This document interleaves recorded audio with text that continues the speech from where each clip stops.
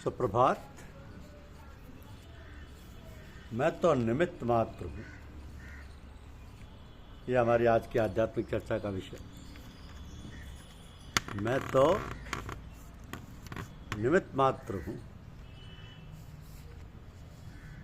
कभी कभी मानसिक तनाव होने से पूजा पाठ में विघ्न पैदा हो जाता है, मन उचाट हो जाता है, साधक खींचातानी करता है, किंतु मन और भी अधिक उछल कूद करता है। ऐसी अवस्था में साधक को चाहिए कि पूजा पाठ से उठ बैठे और किसी ऐसे कार्य में लग जाए जिससे मन पर बोझ या दबाव ना पड़े। कोई हंसी खुशी की बात करने लग जाए या ऐसी पुस्तक पढ़ने लग जाए जिससे मन को हंसाने वाली, हर्ष तथा उल्लास करने वाली बात हो। किसी काम को करते करते एकदम छोड़कर पूजा में लग जाने से या कोई पुस्तक पढ़ते पढ़ते पढ़ना छोड़कर पूजा में लग जाने से इस कार्य संबंधी या पुस्तक के विचार और भाव हमारी पूजा में आकर बाधा डालने लगती। इसलिए सावधानी सदा बरतनी चाहिए कि पूजा करने के पहले हम अपने मन को सब विचारों से शून्य कर दें। इसलिए पूजा प्रारंभ करने से पहले प्रार्थना, शांति पाठ और भजन गाने की प्रथा रखी गई। प्रार्थना भजन उच्च स्वर में गाने से एकाग्रता जल्दी हो जाती है। यदि प्रार्थना या भजन करने का अवसर ना हो तो थोड़ी साधारण श्वास प्रश्वास प्रक्रिया या प्राणायाम करने से भी मन शांत हो जाता है। ये बातें प्राय साधक को बताई जाती हैं, मगर लोग कभी कभी अमल नहीं करते। आमतौर पर लोग कहते हैं कि ध्यान करते समय विचार बहुत आते हैं, परंतु ध्यान देकर ये समझने और सोचने की बात है कि ये विचार किस प्रकार के होते हैं। इस प्रकार के विचार तो ऐसे होते हैं जो हमारी साधना को रोक देते हैं, अर्थात विचारों का ऐसा प्रभाव मरता है कि ध्यान उछल जाता है और विचारों के साथ रहने लगता है। तो फिर चाहे वो ध्यान शब्द अभ्यास हो, मूर्ति का ध्यान अथवा अन्य किसी भी प्रकार का हो, जो ऐसे समय विचार आते हैं उन्हीं में मन खो जाता है। यह अवस्था सचमुच ठीक नहीं है।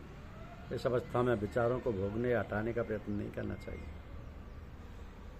उस समय ये करना चाहिए कि ध्यान रोककर साधना प्रारंभ करने से पहले जो क्रिया हम करते हैं वही करना चाहिए, और वह क्रिया प्राय सबको बतलाई जाती है। ऐसे समय में हम अपने इष्ट का ध्यान इस प्रकार रखना चाहिए कि मानो वो हमारे सामने विराजमान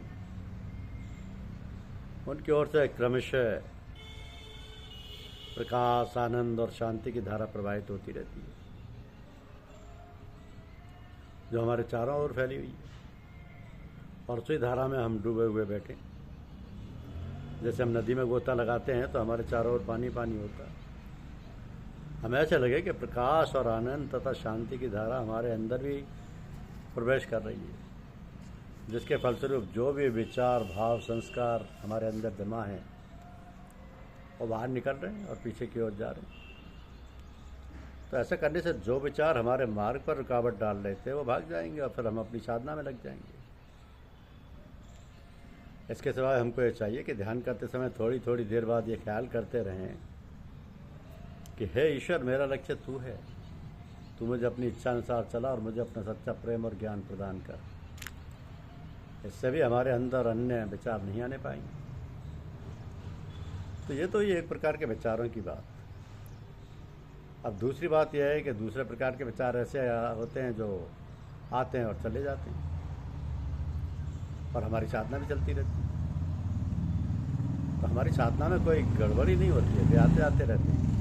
इस प्रकार हम रास्ता चलते हैं, एक ओर हम जा रहे हैं, दूसरी ओर से लोग आ रहे हैं। ना हम उनसे बोलते हैं, ना वो हमसे बोलते हैं। वो अपने रास्ते जा रहे हैं, हम अपने रास्ते जा रहे हैं।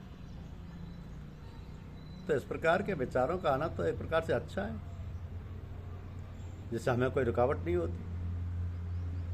इससे तो हमारे अंदर की सफाई होती रहती है। इस हालत को तो अच्छा माना गया है। साधकों को इस बात से घबराना नहीं चाहिए। ये हालत तो अच्छी है, इससे हमारे अंदर सफाई हो जाती है और आगे का मार्ग खुल जाता है। अब साधकों को चाहिए कि अपनी साधना की जानकारी समय समय पर अपने पथ प्रदर्शक को देते रहें, और उनसे जो भी आदेश मिले उसका पालन करते रहना चाहिए। यदि हो सके तो कभी कभी अपने पथ प्रदर्शक गुरु से मिलने की कोशिश करते रहना चाहिए। पत्र द्वारा भी काफ़ी सहायता मिल जाती है। पत्र द्वारा भी आपका मिलन हो जाता है। साधकों को जल्दी नहीं करनी चाहिए और सावधानी से अपने पथ पर दृढ़ होकर श्रद्धा विश्वास पूर्वक चलते रहना चाहिए। यदि साधना में कहीं शंका हो, संदेह हो, तो उसका निवारण करना चाहिए, वरना साधना निरर्थक हो जाएगी। अब संशय रहित साधना फलीभूत होती है। उसके लिए अच्छा यह है कि अपने आसपास जो भी साथी साधक हो उससे मिलते जुलते रहें और साथ साथ सत्संग साधना करते रहें। इससे काफ़ी सहायता मिलती है। सांसारिक कार्यकलाप में आवश्यकता से अधिक मन नहीं लगाना चाहिए। इसके लिए अच्छा है कि अपने सांसारिक कार्यों को, घर गृहस्थी के कामकाज को भी अपना ना समझकर भगवान का, अपने इष्ट देव का, अपने गुरुदेव का ही समझकर करें। सब कुछ उन्हीं का है और मैं उन्हीं के लिए कर रहा हूँ। मैं भी उन्हीं का हूँ, ये कार्य भी उन्हीं का है। ये घर गृहस्थी, ये लड़के बच्चे, ये घर बार, नौकरी चाकरी, खेती बाड़ी, सब उन्हीं का दिया हुआ है। मैं तो केवल श्रमिक हूँ। इस प्रकार विचार करते रहने से उसमें लगाव नहीं होता। लगाव तो केवल भगवान से होता है और रहना भी चाहिए। मेरा मुझ में कुछ नहीं, जो कुछ है सो तो तेरा तुझको सौंपते क्या लागे है मोर। तो कार्य प्रारंभ करते समय ये प्रार्थना करें, भगवान ये आपका ही कार्य है, मैं तो निमित्त मात्र हूँ। आप मुझे ऐसी शक्ति और सामर्थ्य दें कि आपकी इच्छा अनुसार काम कर सकूं। इसी प्रकार जब काम समाप्त हो तो उसे भी भगवान को ही अर्पण कर देना चाहिए, ये कहते हुए कि ये काम जैसा जो कुछ बन पड़ा है सभी आपका है, मैं तो निमित्त मात्र हूँ। जैसा जो कुछ बन पड़ा सभी आपका है, आपको समर्पित है। काम भी आपका है, आप ही को समर्पित। धन्यवाद। YouTube चैनल को लाइक और सब्सक्राइब अवश्य करें। शुक्रिया।